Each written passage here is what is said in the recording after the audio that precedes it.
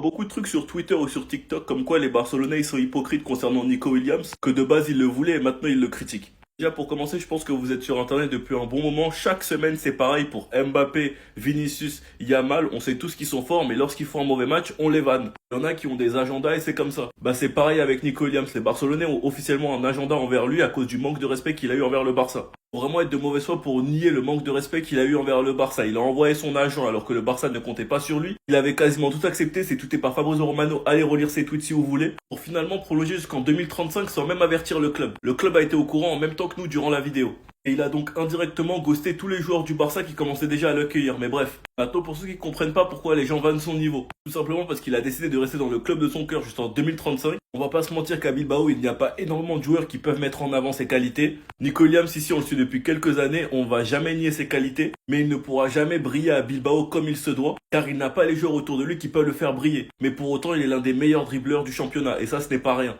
Pourquoi, à votre avis, bizarrement, quand Nico Williams il arrive en sélection, il est en pétard? Bah, quand t'es accompagné de joueurs comme Pedri, Olmo, Fabien Ruiz ou bien même Yamal, bah, bien évidemment que tes qualités vont être mises en avant. Ce qui aurait pu être pareil pour lui s'il venait au Barça. De toute façon, je parle pas, vous allez comprendre quand Marcus Rashford il va péter. Sinon, vous les gars, vous en pensez quoi? Ramenez-vous sur la patience ennui.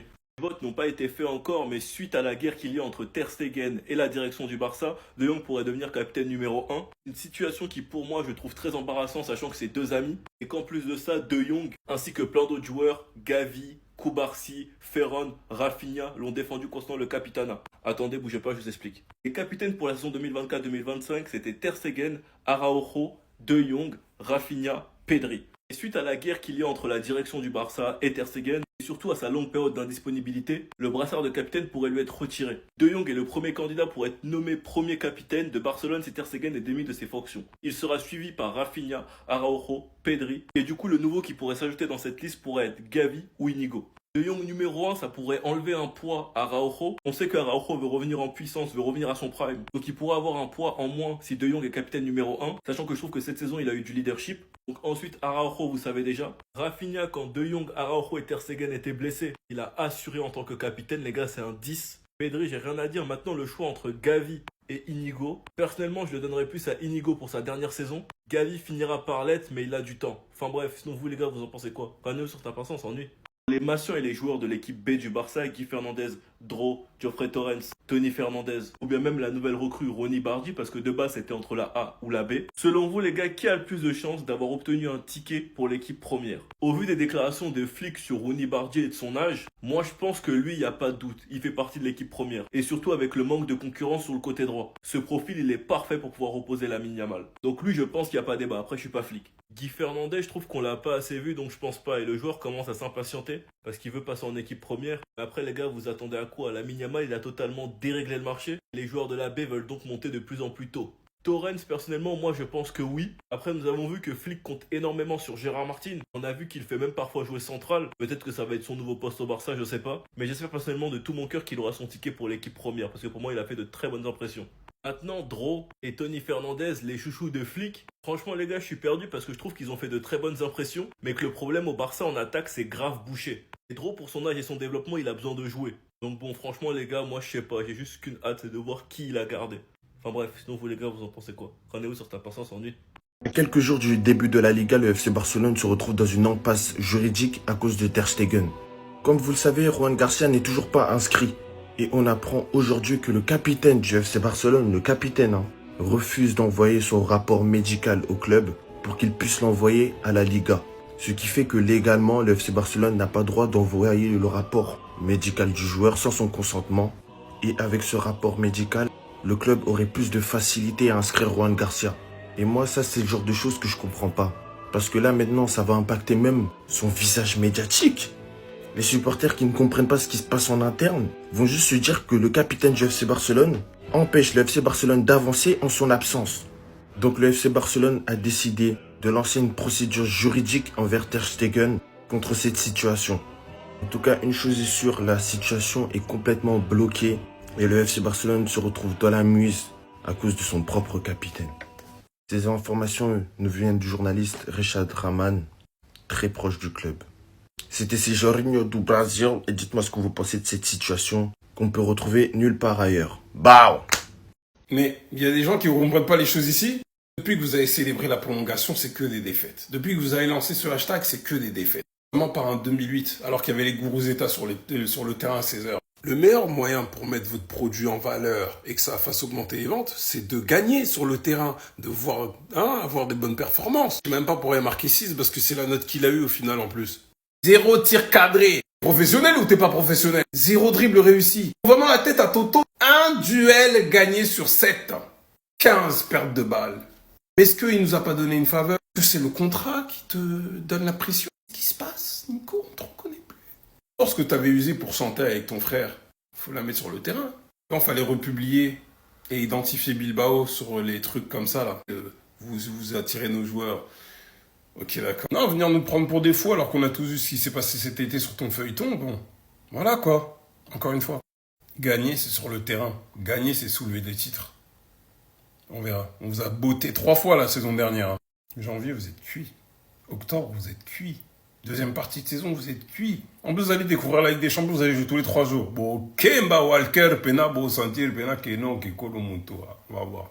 Sa dernière saison, les gars, Robert Lewandowski doit avoir un totem d'immunité. Faudra être indulgent avec lui. Parce que je vous promets, les gars, de le critiquer pour sa dernière saison, vous allez le regretter à la fin de son contrat. Surtout, les gars, qu'on doit respecter la considération qu'il a eue envers le Barça, malgré leur situation difficile. Et personnellement, ce qui me préoccupe, c'est qui sera le prochain grand joueur que Laporta nous ramènera. Je n'y crois pas une seule seconde, même si nous savons tous très bien que Haaland est le chouchou de Laporta, ou bien même que Alvarez est une piste claire. Personnellement, pour l'instant, je n'y crois pas. Mais ce qui est sûr, c'est que Robert Lewandowski va devoir être remplacé. Sa première saison avec 33 buts. Et d'ailleurs, la saison pour sa première saison au Barça, il prend le Pichichi, la Liga et la Supercoupe. Sa deuxième saison, 26 buts, qui pour moi est sa pire saison. La différence entre le Lewandowski avant la Coupe du Monde et après la Coupe du Monde est énorme. Bref, il n'y a rien à dire sur cette saison, on a fait une saison blanche dans tous les cas. Et pour finir, la saison 2024-2025, 41 buts. Statistiquement, c'est sa meilleure saison au Barça. Mais personnellement, je préfère toujours le Robert Lewandowski 2022. Comme quoi, les gars, les stats, ça ne fait pas tout dans le football. Et bref, cette saison, Coupe du Roi, Liga, Supercoupe. Il aurait pu avoir le Pichichi, mais malheureusement, la blessure en fin de saison ne l'a pas aidé. Mais il a quand même bien tenu la cadence pour son âge, sachant qu'il était quand même en concurrence avec Mbappé. Ce qui fait qu'en 147 matchs au Barça, il a 101 buts, 20 assists et 5 trophées. On attend de voir ce qu'il fera pour sa dernière saison. Pour l'instant, en pré-saison, il est en pétard, 3 GA. Un immense respect à Robert, on va profiter de cette dernière saison. Et je pense que le joueur qui sera le plus affecté par ce départ, ce sera Gavi. Car on connaît très bien cette relation père-fils. Enfin bref, sinon vous les gars, vous en pensez quoi? Ramenez-vous sur Snap, on s'ennuie. La saison n'a même pas encore commencé que les voisins ils sont déjà en train de chercher des excuses. Non les gars, c'est pas sérieux. Loin de moi l'idée de créer de la fitna. Hein. Mais les gars, c'est pas sérieux. Real Madrid TV, lors de la première diffusion de la saison 2025-2026, hier. La Liga est truquée. Nous ne battons pas seulement contre nos rivaux, nous luttons contre un système. Alors que d'autres équipes ont déjà disputé 2 ou 3 matchs amicaux, nous commençons seulement l'entraînement. Seulement 2 semaines de préparation. C'est un crime contre la santé des joueurs. Madrid va subir de nombreuses blessures. Il y a le PSG qui, eux, ont la Supercoupe d'Europe à jouer le 13 août. La Liga qui reprend le 15. La Liga qui reprend le 15. L'APL qui reprend le 15. La Bundes le 22. La Serie A le 23. Les tirages de Champions le 28. Et la Champions League qui commence le 16. Bref. Et déjà que Madrid joue sa première journée en dernier le 19, ils voulaient que la Liga fasse quoi? Décale tout leur programme pour eux? Sachant que les gars, quand c'est dans la Coupe du Monde des clubs, quand des joueurs comme Jules Koundé ont dit qu'ils étaient en train de tuer le football et qu'ils pensent à ses collègues qui vont la jouer. Puis Rafinha a dit personne n'a demandé aux joueurs s'ils étaient d'accord avec les dates. Un grand nombre de supporters ont été les premiers à expliquer que les Barcelonais sont des rageux parce qu'ils la jouent pas. Là maintenant la saison n'a même pas commencé que ça trouve déjà des excuses. Leur temps de préparation ce n'est pas normal. Mais moi personnellement je vous dis depuis le départ la Coupe du Monde des clubs c'était une erreur. Et que certains clubs allaient être désavantagés comme le Bayern qui a déjà perdu Moussiala. Enfin bref, sinon vous les gars vous en pensez quoi? Rendez-vous sur Snap, on s'ennuie.